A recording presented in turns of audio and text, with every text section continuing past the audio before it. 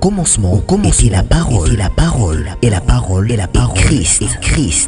Radio Parole Vie, la radio qui donne la vie à travers la parole. Shalom, shalom, bien-aimés dans le Seigneur. Na pesi binombote na kombo na Yesu Christ en Nazareth. Merci. Nous bozela qu'avec impatience émission na bino Parole Vie. Nous bakezaka émission na bino parce que nous ne batu soutenir kango. Les émissions na bino zape radio na bino ngana za muumba pamba ya Yesu Christ en Nazareth nzamba solo pe apomo. La Parole Vie ezaka émission à caractère évangélique où ils ont un objectif moko ko lamusa mayele pe makanisi ya bana na nzambe. Yaya et makape mitema ya bato et ba Kristo na ba Kristo te liboso na nkolo Yesu Masia Nazareth, lui qui est le chef de tous les esprits. Merci bien-aimé dans le Seigneur. Tika Yesu Christ en Nazareth nzambe oyo to ba le seul qui est passé de la mort à la vie, le seul et l'unique grand vainqueur de Golgotha, celui qui a vaincu la mort, celui qui est le premier, le dernier, le commencement et la fin. Il est Dieu. Bien-aimé dans le Seigneur, la Bible dit, l'homme ne vivra pas seulement du pain. Oui. Lipa, to anango posa, pone tonga nzoto, yabomoto. Kasi liloba to anango posa po tonga molimo. Parce que quand na mutu e auto monate, la Bible dit, dans Job chapitre 32 verset 8, en réalité dans l'homme c'est l'esprit. Et c'est le souffle du Tout-Puissant qui lui donne l'intelligence. En réalité, quand tu as auto-monate, il y a peu auto-simbate, mais il y a esprit. Cher bien-aimé, Kwanga et Tonganzoto, Kolia et Amabete, et Tonganzoto. Parce que celui qui est capable de prier est capable de tout. Aza même capable de repousser bandelo bachile na famille. Aza capable de bime pe batu babimate. Yako longe pe batu balongate. Yako mata. Et pas même batu ba matakate. Merci de konanga ozoba amen et pas ozami. Tika Yesu Christ en Nazareth nzamba solo pe abomo afuta una te akonde tino mona na monote. Na kata studio. Mais non mona studio ote mais non mona ndeko mozo na biso na fin fond. De mozo na biso na Europe, na Amérique, na Asie, na Océanie tout comme en Afrique parce que parole vie elle na maka partout na mukili mobimba. Merci bande konanga basi pe amibali. Yaya. La Bible dit, Christ les paroles que je vous ai dites sont esprit et vie. Le bananzambe eza molimo pesa pomoy. Merci cher bien-aimé. Tozo continuer ma l'action de bandaki o mama likambozali bilembo ya pomoy. Merci bien-aimé dans le Seigneur. Tozo continuer message to bandaki o mama likambozali le signe de vie. Ya toloba ki peut tozo loba que et pas vie ezali, il y a des signes. Ezana bilembo. Ici il y a la vie. Et pas Christ parce que c'est Christ qui est la vie. Il a dit dans Jean chapitre 14 verset 16, j'aime la parole. Oh Abi, je suis le chemin, la vérité et la vie. Azali nzela, azali solo, pe aza bomoy. Et pas bomoyeza, il y a le mouvement. Et pas bomoyeza, il y a le témoignage. Et pas bon moïsa, il y a la joie. Et pas bon moïsa, il y a l'espoir. Et pas bon moïsa, yaya. Il n'y a pas de silence. Parce que et pas vieza, silence est à la hâte. Et quand ça la me koume la hâte, oui. Il règne la joie, l'espoir, l'espérance. Merci cher bien-aimé. Nous lisons rapidement la parole du Seigneur. Le but banda qui na livre Ézéchiel chapitre 37, le banda qui na premier verset, na quatrième verset.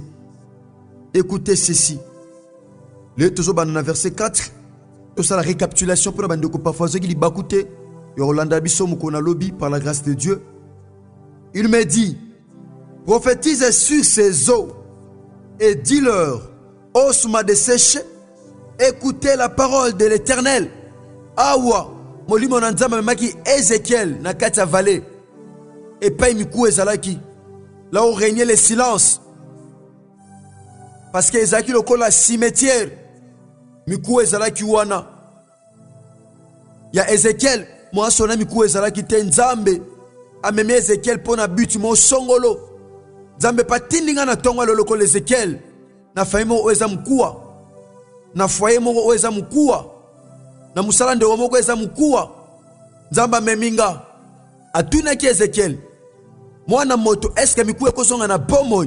Oui, Ézéchiel alobaki, Seigneur, yondo yebi. Ngana yebi te, yondo yebi. Est-ce que délivrance ekokota na famille? Yondo yebi Seigneur. Yom to yebi nyonso. Est-ce que ndeko atata musa vine mabe na passé nenga repara na nzambe atika via masum? Est-ce que kobala? Seigneur yondo yebi. Yendem ta yebi nyonso. Aujourd'hui, lisons le verset 5. Ainsi parle le Seigneur, l'Éternel, à ses eaux. Voici, je vais faire entrer en vous un esprit et vous vivrez. Deko yebisa libota moko, o vieza soute, o signe de vieza te, batu baseka te, batu basaka mouvement te, batu babima te bakanga mesika moko, bavant lokola na tour de Babel. Yana baleke sika moko. Yaya, j'aimerais dire à une famille qui me suit en ce moment, de quoi bazuli bakola nangana tongwa lelo na eka protivité pe na ba numéro na bisa WhatsApp. Nzamba tindinga apesika musale sengena sana ba famille. Dieu m'envoie ce matin, il me dit, Nzamba bina yebiso mon frère ma soeur, yo santé comment mukua o melaka bakisi. Tongo midi pourquoi? Au tembo na bakisi na sac na mea komela. Okobosa na lunette, okobosa na mukanda, okobosa na loro mususu, mais qui se bossa na ngote? Qui se bossa na ngote? Qui se comment partage la vie na yo? Mouno comment sur la bakisi? Na ba urine na yo comment sur la bakisi? Yaya, kola tindinga na ya, na yebisa yo. Atindinga na yebisa yo. Il a un travail à faire dans ta vie. Pour la santé na yo, en likambalinga sal. Habitala, je vais faire entrer en vous un esprit et vous vivrez. Abina yebisa nga kote esprit. Anga kote molimo yaya. Pobo zonga na bomo. Yo aussi devient à la lissoute. Yo vie simba lissoute. Dieu m'envoie ce matin. Oh, nazote a muto azondima. Nazote a bato kondima. Je suis le prédicateur de la bonne nouvelle. Natea ka Yesu Masia Nazareth, il est ressuscité du 3e jour. Nazote o maite munga te mafuta te singate. Mais nazote o Yesu Masia Nazareth. De cause nanga na parole vie. Ne pona la musamakani sinayo. Ne pona yebiso c'est possible loko ekufe zonga na bomo. Ya. Nazote a basi pe mibala kondima. De cause ondima yom tu no te ayo. Nazote o ya loko na omono me na omona ote. Abina kokoti sa. Molimo pe boko vivre. Abina verset 6. Je vous donnerai des nerfs. Oh! Nako jami sisa. Je ferai croître sur vous de la chair. Et je vous couvrirai de peau. Et je mettrai en vous un esprit. Et vous vivrez.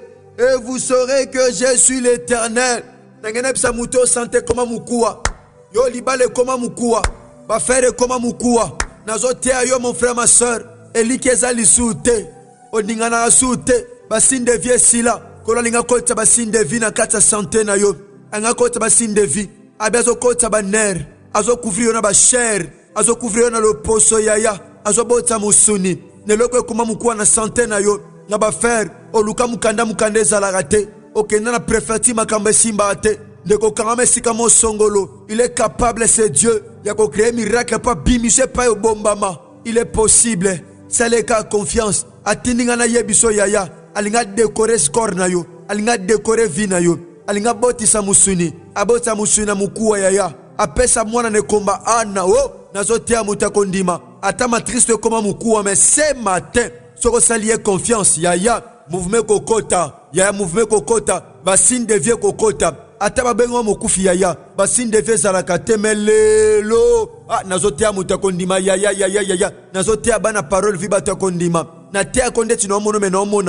Je suis le prédicateur de la bonne nouvelle. Nateyo sangoma mondimi. Omoni bolamo nzambo témoigner. Nzamba zui kumu pe satana kufisa misoni. Ndeko zondi mezo sala melayo. Yaya azokota poso. Poso zokota. Ozolonga mukua. Batu ba mono mukua na passé. Na presa ba mono lisu mukua te. Il y a un Dieu. Ozo sala musala bonzambe na kata pomo inayo. Aosa musala bonzambe na kata famille na yo. Ataba seka famille no mukua. Ataba lobo ba koloba. Ba seka musala no mukua. Ba lobo kenda poto papio zwakate. Batu ba koma ko chola yo. Ba pesa o kombo. Tika ba lobo ba koloba. Job azoloba. J'aime la parole. Je suis le prédicateur de la bonne nouvelle. Abi je sais que mon rédempteur est vivant. Rédempteur n'a koufate maman. Mosiko lui n'a koufate. oui akufa pe asekwa sima mikolo misatu pe azana na bomoi.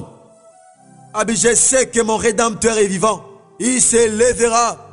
Atelema mutali bosote mutami balete mutami satute atika qui sécheresse précédé atika qui mikakatane précédé mais à lobby je sais que mon rédempteur est vivant, il se lèvera. À côté les mains à quoi agir au katelikam nayo à tesala 5 ans à tesala 8 ans à tesala 3 ans à tesala 1 an à tesala 8 mois à tesala 20 ans mais cette année aïe aïe aïe aïe aïe aïe et koleka ceux qui moquette nazotea mutakondima et kolekate rédempteur azotelema zamba pambolo mon frère apambolo ma soeur asala ongolu pe bolam Yesu Masia Nazareth nzamba solo pe abomoy.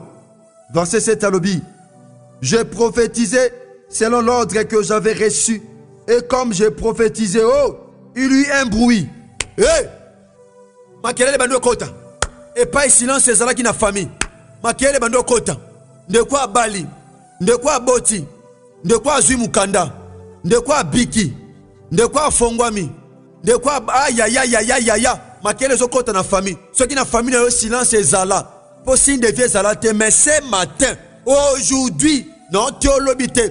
La Bible me dit ne te vante pas du lendemain car tu ne sais pas ce que je peux t'enfanter. Pendant que nazo loba. Aïe aïe aïe. Makelele kota na famille na yo. Makelele ceux qui yaya silence kota na famille. Batu baloba te. Muto tombola muto azalaka te. Silence kota na famille. Muto osomba azalaka te. Muto teka azalaka te. Muto silisa classe azalaka te. Muto bote azalaka te. Muto voyage azalaka te. Aujourd'hui, yaya makelele zo kota. Makelele zo kota batu ba comprendre que nzamba telemi na famille. Et voici, il se fit un mouvement. Ya ya ya ya ya ya. Mouvement est salami. Là où il y a la vie, il y a le mouvement. Viens zalakite.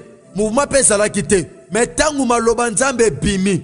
Nzamba tini mosakolia loba. Il y a un mouvement. Nazo loba mouvement banosama na vie na yo. Mouvement banosama na fande kwa zo beta maboko. Ya yonde mutu na otea. Yonde mutu na zo tea de kwa zo beta maboko. Aïe aïe aïe aïe de kwa zo niata makolo. Azo beta maboko mouvement so salama. Et pas il vient zali mouvement ezalaka. Il est écrit en lui nous avons le mouvement, la vie et l'être. Mouvement so salama. Mouvement so salama na kata famille. Mouvement so banda. Ah na famille yaya mouvement so salama. Aïe aïe aïe aïe aïe aïe aïe aïe aïe aïe aïe aïe aïe aïe. Nazo tea famille yo. Famille yaya ba umela kina silence. Mutotombo la muto azala kite. Mais mouvement est koti. Vie est koti. Aïe aïe aïe. Y'a un signe de vie. Et ça ka mouvement. Tala mouvement koti na famille. Mouvement salami. Yo ka bien aimé. Tango mouvement salami. Les eaux. Le verset 7. Les eaux se rapprochèrent les uns des autres. Mikou est comme sangana. Talibala no ango. Ta musala no ango. Ta succès no ango. Mikou est zaki na gauche. Ou est zaki na droite. Et aïe aïe aïe et sangane et comme loko moko. Ya eloko avina taba panzango no sangisango na aïe aïe aïe aïe aïe de quoi soba amen yaya. Tiko fongo mana tomba lelo. Tiko fongo mana kombo ne Christ en Nazareth. Mikou bandiko sangana. Mikou bando sangana. Mikou bando sangana. Mouvement bando salama. Lelo mouvement sama na libota na yo. Ata bando ba comme ça famille no cimetière. Lelo vie ezo kota. Ekotika la cimetière te. Okotika la te na silence. Ozo bima. Yango bima na silence. Bima na silence. Bima na cimetière. Il y a un mouvement qui se fait maintenant. Il y a un mouvement. T'as le mouvement des oleka. T'as le bon des simin de quoi moi si. T'as le bon simin de quoi mobile. De quoi simbami. Azo bima parce qu'il y a un mouvement. L'esprit de Dieu est là. Il est écrit au commencement. L'esprit de Dieu s'est mouvé au-dessus des eaux. L'esprit de Dieu est en train de se mouvoir. Shekamabo shenda. Mekaya kamabo sokorio. Broko mabo kesha kamabo shenda. Bandako bon de repose ali yaya. Bandako sambela. Bandako beta maboko. Le bas mouvement zo kota na famille. Ata tombe soto okata yo continue pause ali. Continuez. L'onction de Dieu est là. L'onction du Saint-Esprit est là. Alléluia, en train de toucher, en train de libérer. Shekamabobo sokorio. Meshanda maraboso. Ya, continuez ko sambela. Vous autres peut ça communiquer to sugisa. Et pause ali continuer prière. Continuez ko sambela. De ko po sambela biso pona bala liboso. Seulement comme la biso na plus 743 89 670 76 01. Aux gens pasteur Herbie, aux gens directement, aux gens pena numéro on a plus 743 89 75 70 917. Aux gens ingénieur Chris Kundega 2G, c'est un serviteur de Dieu sérieux et charismatique. Merci bande konanga, biso le commis pratiquement na souka et pas besoin mi ya sambela. Donc samedi à lobby. Yeah. Parce que celui qui est capable de prier est capable de tout. Aza même capable de repousser bandelo bachele na famille. Aza capable de bime pe batu babimate. Ya ko longe pe batu balonga te. Ya ko mata et pe même batu bamata kate. Muta distrait yote to comme la terre le sam. Tikanza pambola bino. Merci, que Dieu vous bénisse. Au commencement était la parole, et la parole, et la parole, et la parole, Christ. Radio, parole vie, la radio qui donne la vie à travers la parole.